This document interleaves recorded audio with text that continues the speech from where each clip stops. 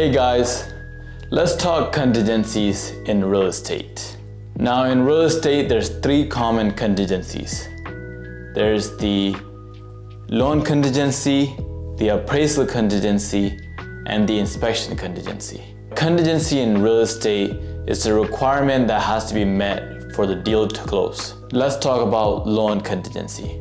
Now the loan contingency means if the borrower is not able to get their loan, whether that's due to their own financing issues or the lender, that means that contingency is not met, and that could be a reason why the buyer could back out of the deal. Now when we're talking about the appraisal contingency, the appraisal is the estimate the banks give on the property. They look at the property and see if that property is worth lending on.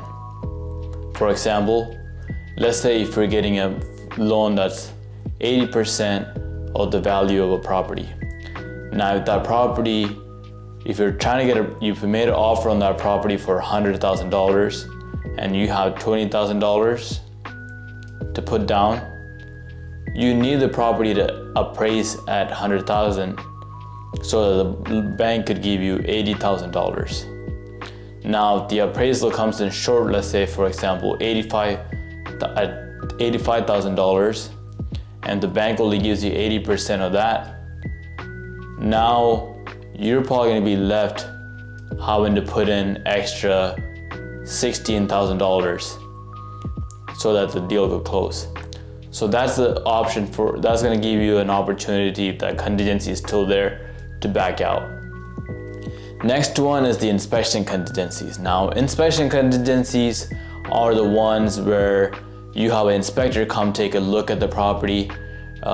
You could have the roof inspected, you could have the foundation, electricals. There could be several things. So any of the things that could come up in an inspection could give you a leeway to back out of the deal. Now there's the contingency period. So typically in California it tends to be about 17 days. Now when that period is over, you as a buyer is required to remove those contingencies. Now if you don't, the seller could take actions where they could end up backing out from the deal. You as a buyer, if you remove those contingencies, which you're supposed to, from that point onward, now you are committed to closing on that deal. And if you don't, you could end up losing some of your earnest money deposit.